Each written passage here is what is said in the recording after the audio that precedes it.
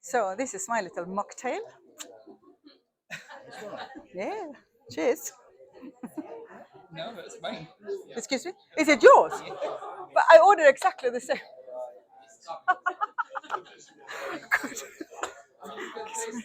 No, no, no, no. That's not a good idea. No. I hadn't had alcohol for 16 years, so I don't think it's a good idea today to start. Oh, just why not? No, not a good idea.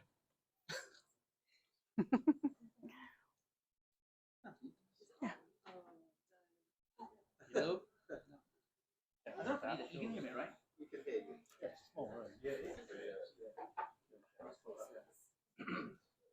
Recording, right? I think so. Is my camera recording there? Can somebody see my phone? Yeah? Okay, good. You can see me? Actually, I think it might be better for the sound on there.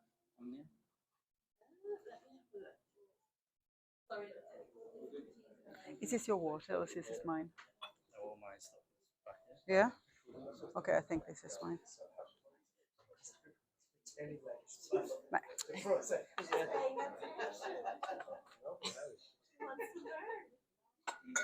Which one is?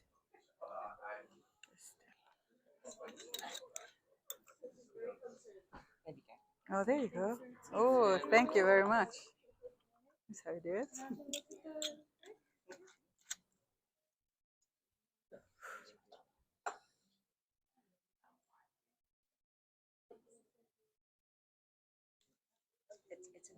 It's an allergy.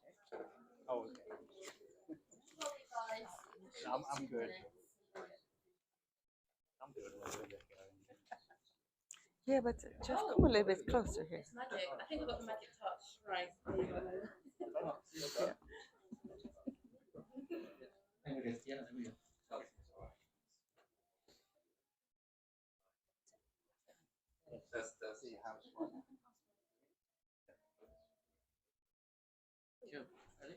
They're good. Hello everyone. Thanks for coming. And got a good day so far. I was kind of like, are they going to be coming? Because it's nice outside, but thank you. So, a couple of bits of housekeeping just before we get started. Obviously, are there any fire alarms planned, Chelsea? Not that I know of. Okay, good. Also, I would start one. Oh, there's always going to be one, isn't there? Yeah. Also, phones on silent, if you don't mind, please. Thanks. And yeah, the other key thing, we've talked about this obviously beforehand, so we'd like to be a bit more conversational rather than sort of a lecture style. So yeah, if you've got questions as we go, let us know. Just put your hand up and we'll continue as we go. All right. So first, let's look at some introductions out of the way. I'm John Arnott. For anyone who doesn't know, I have one consultancy who basically help folks who design, make, and operate the built environment and help them implement technology into their business to improve the operational performance of that business, basically improve all their profit margins and basically get rid of all the late nights that people suffer from in that industry. So that's kind of us. Very short and brief. I'm happy to talk about it afterwards, but we get into all fancy things around AI and automation and stuff, so we do some cool stuff in that space. The panel tonight, if you don't know who they are, obviously we've got Roseanne on my right hand side. And Roseanne is, well, I guess maybe you just want to introduce yourself a little bit. Yeah, perfect. Thanks, John. So my name's Roseanne Werner. I'm ex-Coca-Cola and I used to lead the Data and AI Mindset and Culture program in Coca-Cola.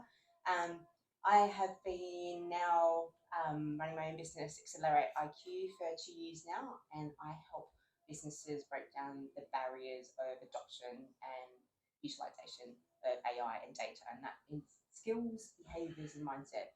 You can have the learnings, but it's how do we turn those learnings into changes in behaviors and people actually doing something differently with data and AI on a day-to-day basis. So thanks for coming. Very nice. My name is Helen Rodin Schillingford. I'm originally from Sweden, but I live in Germany and now I'm in the UK. I have been working in marketing and business development for over 20 years. And now with my marketing agency, I'm focusing a lot of implementing AI for automations and also to help companies to use AI in the marketing processes to position themselves and to build a brand and to reach the right customers, which are the customers who are willing to pay for the service or for the products. So that's what I'm doing right now. And yeah, I mean, the area of AI is quite new in that it's not new. Actually, it's from the 50s. But when it comes to using it in our day-to-day life and the way when ChatGPT came in, that's when people started to open up their eyes for AI. So I think it's hard today to say that anybody is an expert because it's all quite new. But yeah, we're doing our best here in the front. Hello, everybody. I'm Jeff. I'm an engineer, and I've actually been working with AI for 30 years plus, because most engineers understand it as machine learning.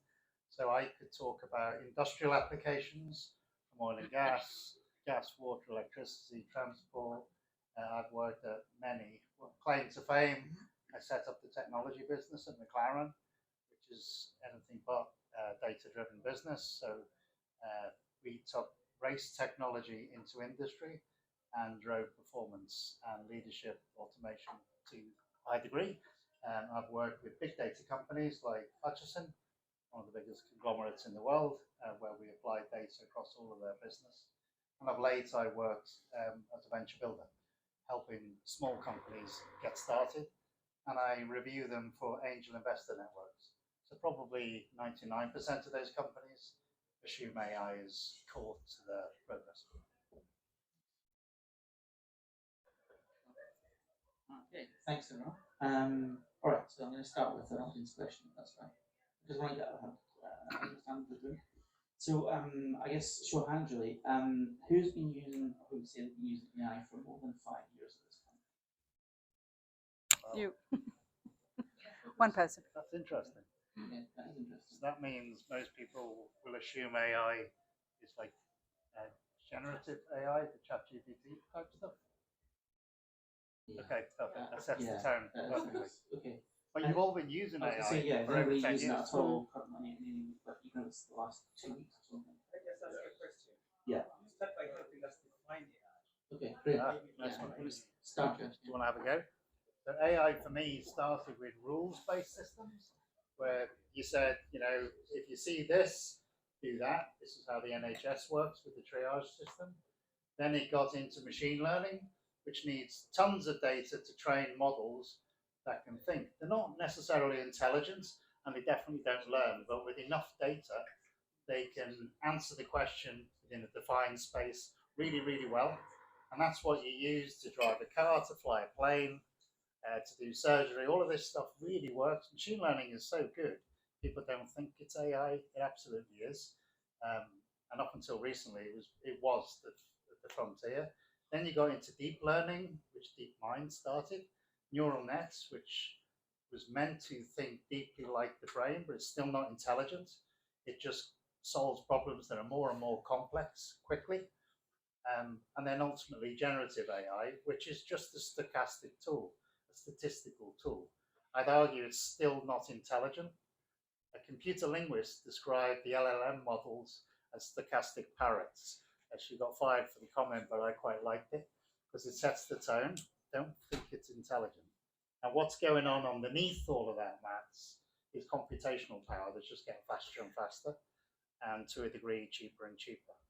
So what we'll hear on this discussion probably is the logic hasn't changed that much about artificial intelligence. The direction of travel is the same. Can we train models to think like humans? We're not there yet. That will be artificial general intelligence, and we really have models to think like us, and scary thought, better and faster than we can. And that will affect the way we manage agents and the way we use AI. But we're a way off that, thankfully. But do we probably come quicker than we think, or what do you think? I've been hearing for decades that things are going to happen tomorrow. Where are the autonomous cars? 10 years ago, most of us were meant to be sitting in robo-taxis. My experience is new technology, the technology diffusion takes at least 10 years, and that's when it's ready. We're nowhere near ready with Gen AI. Nowhere near ready with AGI either. I would say 10, 20, 30 years probably. I think it's a great thing that you mentioned. It's AI in terms of thinking, but it's also like it doesn't think. It's like it's a algorithm. So I think when we say people use AI, I think we need to distinguish that it is an algorithm and that the machines don't think like humans. It doesn't have emotions. It doesn't have emotional intelligence. I think we need to really specifically clear that it doesn't think like humans. It's an algorithm. A formula, if you like. Yeah, it's math Yeah. at the end of the day. Yeah. The math and data. Yeah, absolutely. And the business I've just been in, and one I've just exited from, very much kind of basically describe itself as an AI tool, but it's all math generated. There's no sort of learning piece behind that, right? It's, you know, you can't ask like a real world question to it and it'll give you an answer, right? It's just based on a set of rule sets, a bit of math, and then it will then generate an answer or a result, but it's based on what's hard coded there rather than a sort of a learning piece. Yeah, but I think most people we're exposed to the tools. We see the tools that we are using in our everyday life, and we call that AI. But the technology behind it, the algorithms and the math and the data that is behind, that is the actual AI. But you know, so there are two different things, and that's what I realized also the last year when I've been in this space and learning as much as I could. One part is about the machine learning and the data, the quality of the data of all different kinds of machine learning. But most of us are not exposed to that part. We are exposed to, or what we're using are the actual apps and the tools that are based on the machine learning. And it depends on what you're doing and what you're planning to do or what you need in your business. Do you need a business where you want to build your own AI, and do you have the data to actually feed it to build something? Or is it, can you use an existing model or AI to and wrap it around it? And I mean, the today the data that is owned by, if it's OpenAI and Meta and so on, those data is massive, and most of us, we don't have access to that kind of data. So it's not a bad idea to use what is already there to wrap it around if you're planning to build an AI tool. Or that's my thinking. I Yeah. think that's good. I often get asked, can I help with AI strategy in the company? And you know, the CEO sometimes looks a bit perplexed when I say that's the wrong question to ask. If you actually know what you're trying to achieve as a business, the next question might be, how do you measure the performance of the business? This is where the data bit comes in. If you can't measure what you're trying to manage, you've got no basis to train an AI model that will give you a competitive advantage. Because if you use an open source AI tool, well, how are you going to be any different? If you're going to find out how you can gather data for your coffee business, for example, that other coffee businesses can't gather, well, then you can use an off-the-shelf tool to differentiate your service, to have a digital dialogue with the user. And then we stop talking about LLMs and all the rest of it. It's not really an AI conversation after all. But I think you have to start with the business, come back, figure out what data you need, and deliberately capture what you need to train the model so that nobody else can just copy you with the same open source free AI. And in fact, if you take the open models and train them on just your data, it's just like machine learning. It starts getting a bit more accurate. It doesn't hallucinate. It's not that stochastic parrot anymore. It's actually something like an intern that learns fast because you've given it the data you wanted to learn from. And actually, that's really cheap and easy. Maybe worth hiring one of these experts quickly to show you how to do it with easy to use tools. And then suddenly you've got an AI powered capability that is opaque to the customer. They don't need to be baffled by the science behind it. They need to be delighted by the experience it delivers. Look at Amazon. You've been using AI for over a decade. That's what's behind the scenes. Did it answer your question? Yeah. Jeff and I were just talking about this downstairs. So I run my own business. It's a small business, but I use a LLM, like open source LLM, but it's secure. But I train, and there's a thing called a brain. Launch Lemonade has a brain, and I train it with my website, articles I've written, you know, knowledge that I've built, and that do not use these words because this is not how I talk. My LinkedIn posts. So I have an LLM that is based on ChatGPT, but it's got a lot of my information in terms of how I talk, how I structure my content, how I deliver my content pieces. And then I go, oh, well, I've got this idea how to take that through, and it's starting to sound like me because I'm training it with my emotions, my context, my background, and this is an LLM tool which is just probably cheaper than ChatGPT, but it gives me all access to all the LLM models.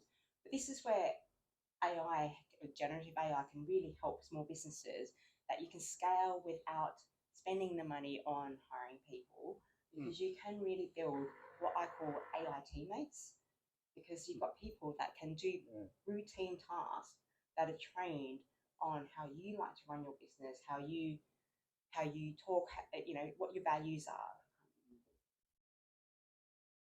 Yeah, spot on. I think, all of those points are amazing. I've actually got a couple of questions at the back, actually, to be fair. I think one of them is around data, right? Because I know in the clients that I work with, there's a lot of large data sets, to be fair.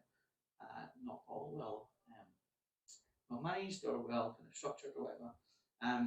So I think there's an element of that about how small businesses might deal with that aspect of it. So obviously you're on the point of teaching it how you talk or whatever, but like how can you use the data sets that you have to maybe help decisions or understand things that you've done in the past. Like if I again think of clients I've got or architects, right? It's just like looking at, okay, what detail did we use in that school last time? Did that fail? And then post inspection, these kind of questions come up, right? So it's these kind of things that you think about. Could you feed that in? So, but when data is not well structured, there could be a problem there. So I want to come to you on that point. I think the other part was, I think you kind of touched on a little bit, if I'm honest. Yeah, I think there's a lot of fear at the moment of like, oh, AI is going to take our jobs, right? Let's just talk about that. Why not? We might as well get there because somebody's going to ask that question, or somebody's thinking it probably. So yeah, keen to touch on those 2 points. Your thoughts? Sure. Do you want to do the You want me first one? first? Yeah, And I'll do the great. feed. So let me talk about where I think AI can actually work to our advantage rather than take our job.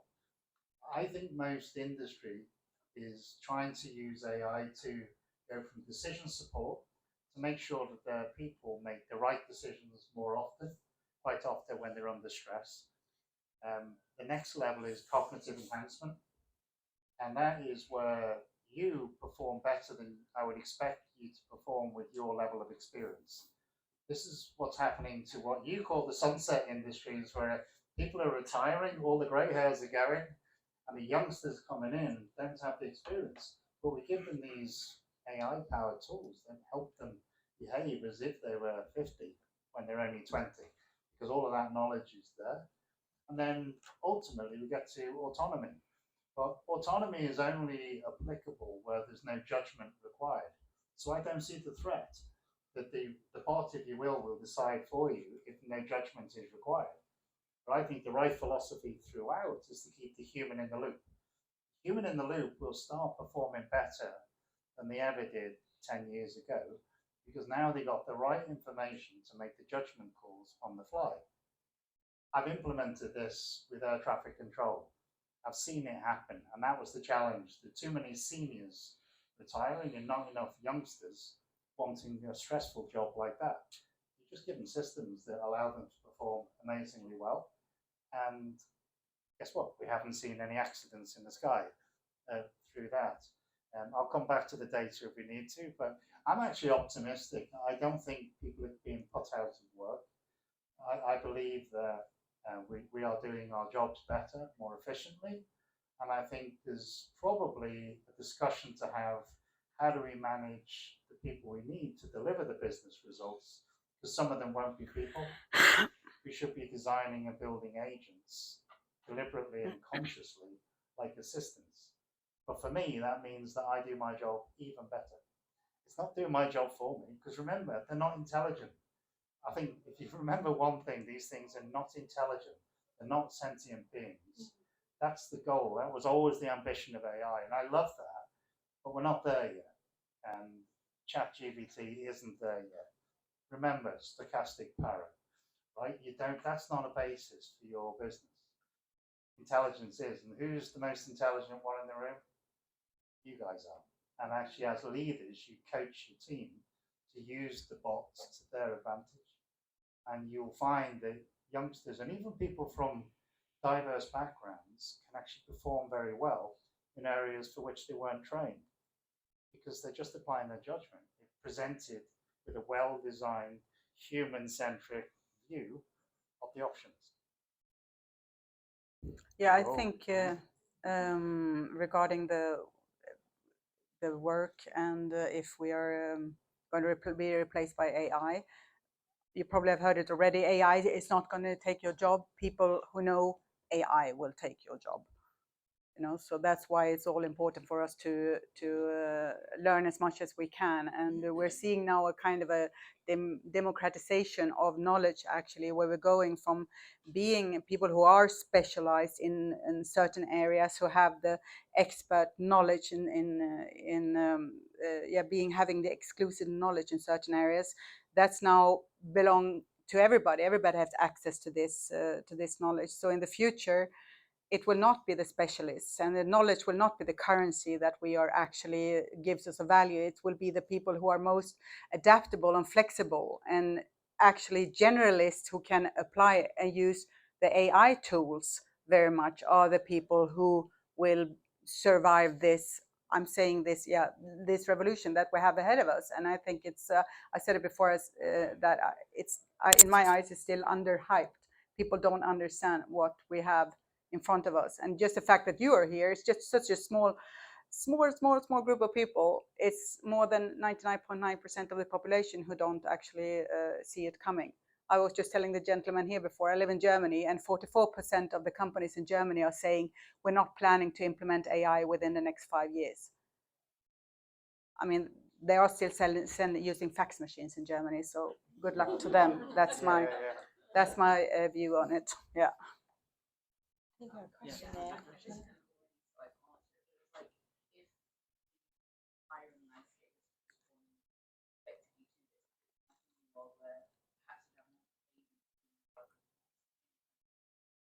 How do you think companies think about hiring and the right skills? It's not necessarily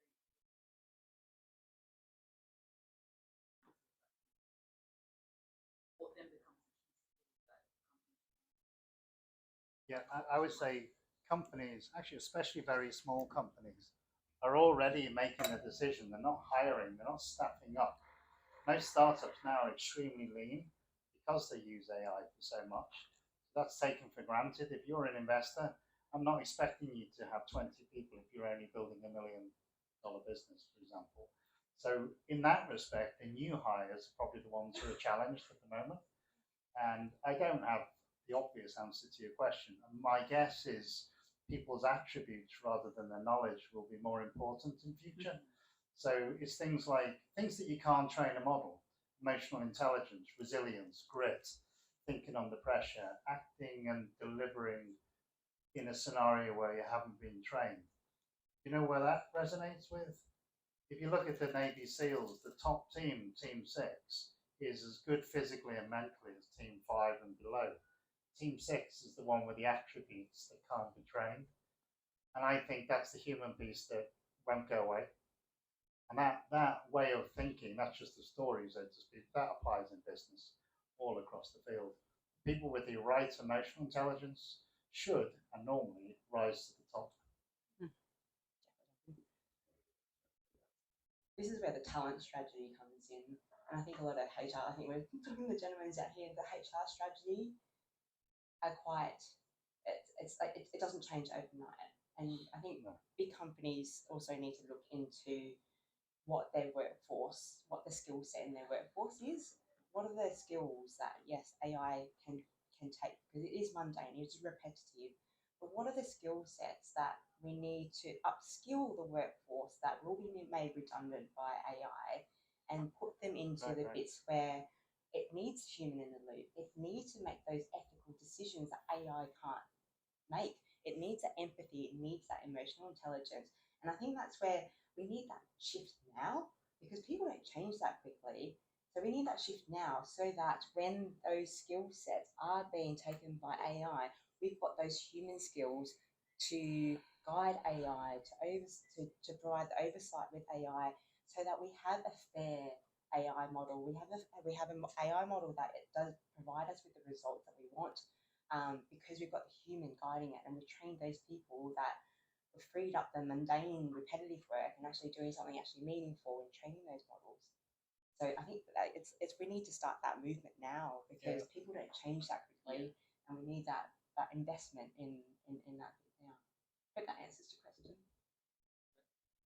No, I was just thinking about what actually those skills you will need for the future are actually the most human skills, like you were talking about. And I remember one of the CEO something of LinkedIn, he was talking about the 5 C's, about compassion, curiosity, communication, and 2 more, actually very human traits that cannot be replaced, and that's what will be left for us at the end of the day, actually. But when I'm also thinking about what is important for entrepreneurs to do, to think about, is what you actually could learn. I'm working a lot with companies. I'm also an AI trainer, so I actually train companies in different tools and how to implement them, and looking into the processes to actually use them, and not only have AI washed integrations. Yeah, but now I just lost what I was going to say. But yeah, about the skills, that it's important that you know how to build things. We were talking before about N8N and Make.com, those programs that you're using, no code programs to use to really build your own models. You have to learn to build. You have to learn to automate your processes, and you have to learn to be creative, to also create content, and to be able to communicate with your community. So these are also skills that I think is very important. As if you're an entrepreneur, if you want to learn something, learn how to build those models. Look into apps like and programs like Lovable to make apps, do your own apps, do websites. Look into Gamma to do presentations.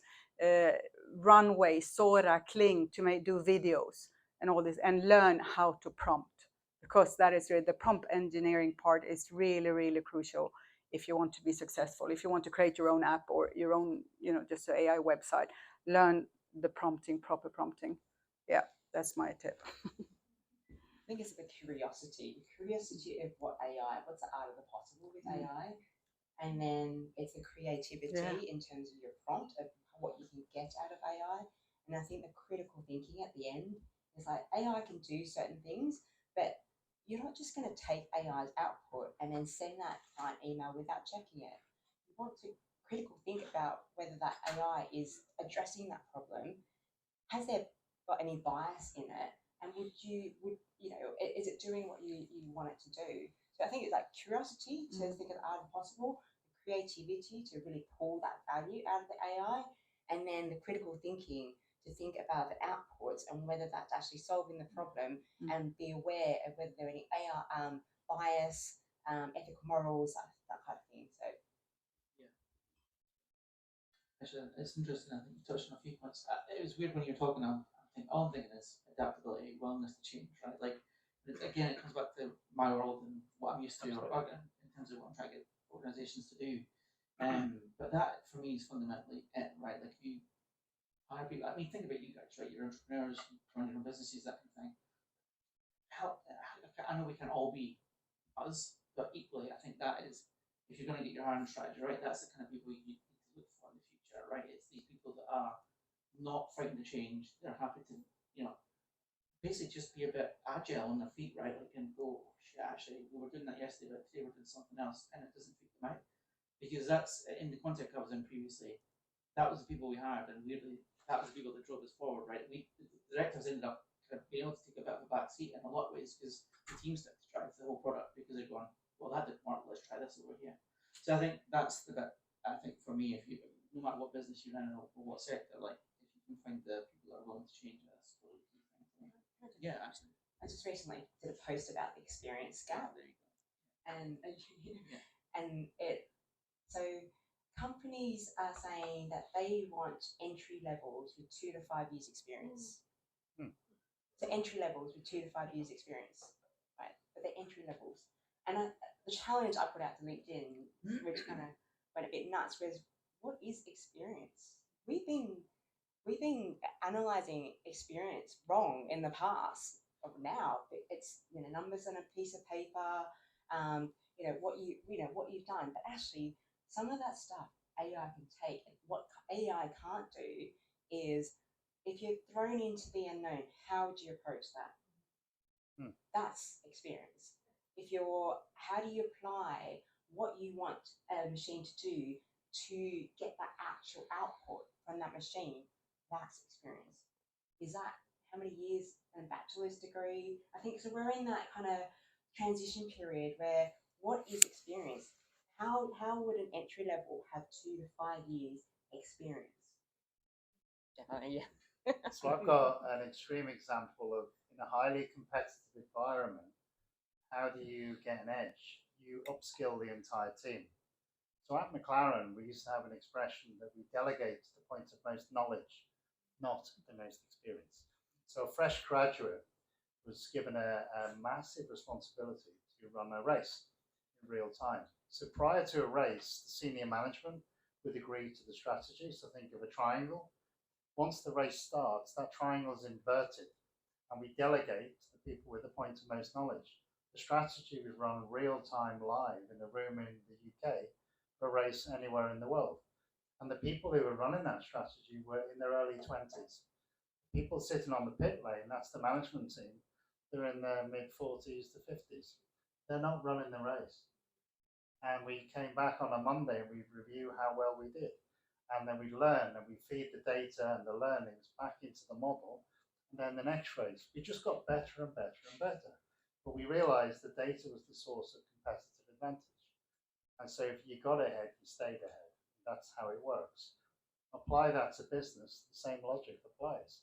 It's only culturally that most CEOs don't like delegating to 20-year-olds high value jobs. They need to learn that they have to.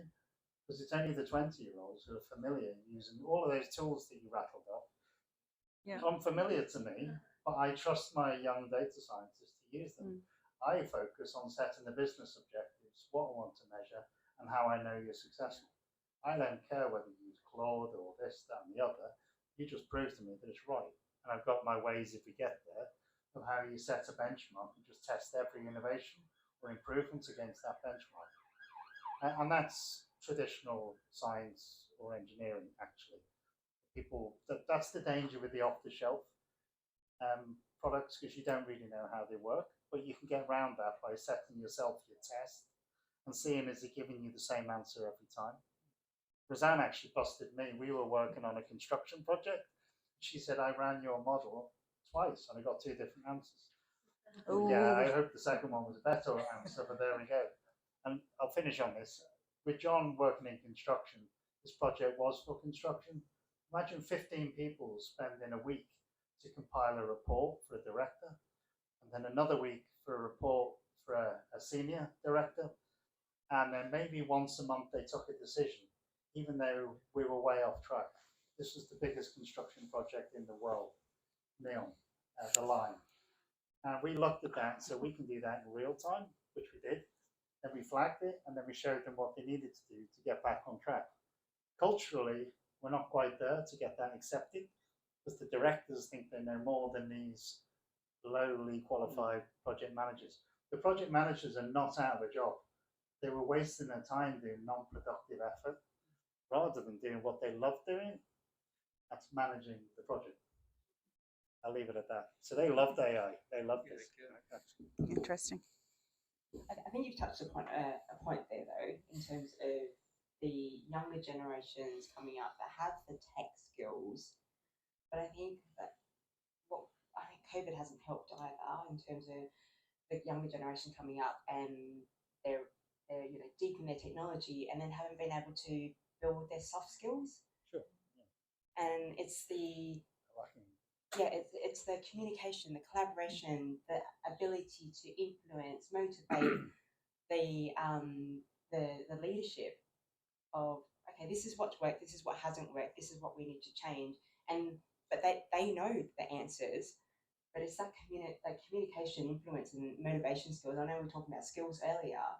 The storytelling piece is really quite crucial, because they're the ones that actually influence people to make a decision. That's how our brains work. We actually make a decision based on emotions before we get the logic to back it up. That's how our brains work. So that's a real skill, especially for younger generations now coming up as digital natives. I mean, at Coca-Cola, I would go to a factory floor. I'll have a couple of meetings and I'll go to the canteen. You get all these youngins sitting in the corner, all on their phones, but they're all texting each other. They're talking, but they're texting each other. I walked in, I'm like, why don't you just talk to each other, like get that human connection? But that's the generation that they've been brought up with. So I think that's a real challenge on how we bridge that younger generation with the older generations. And I think the Zennials generation, so I think generally between 1977 to 1985 is where they were born in analog and grew up digital. And that's a big shift in terms of, okay, I'm showing my age here, but in about 12, 18 months, I went from Walkman, Discman, you can fill in the gaps Walkman, here, what's right?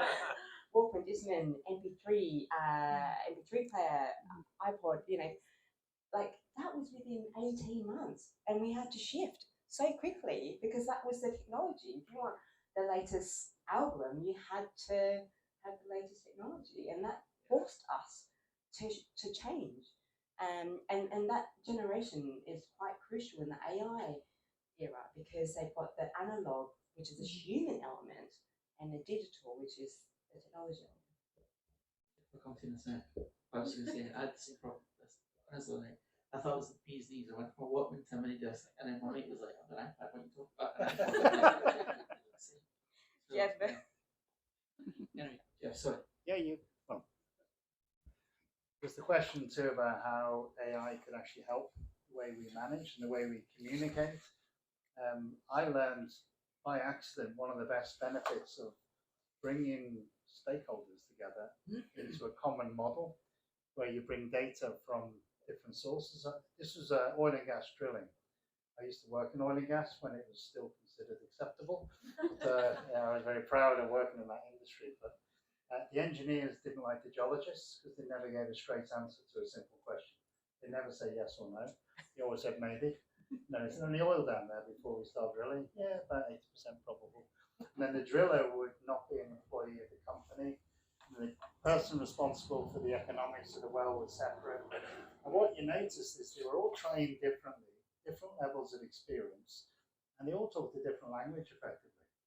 And so by using AI to get the data together, to your point, John, a lot of effort, 80% of the effort was cleaning it up.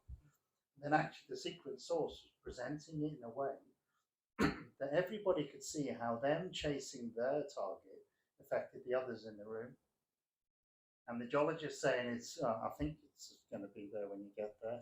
It's not the answer that the wells manager wants or the drilling engineer. But we got them round the same screen, but not in the same room.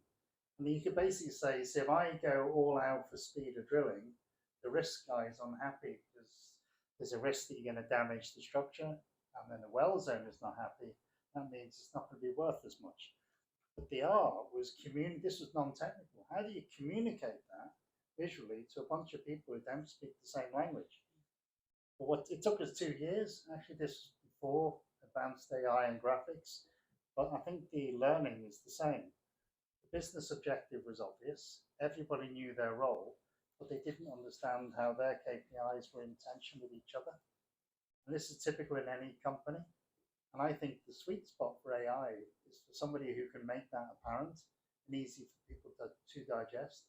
And I've seen a ton of startups doing this with sustainability.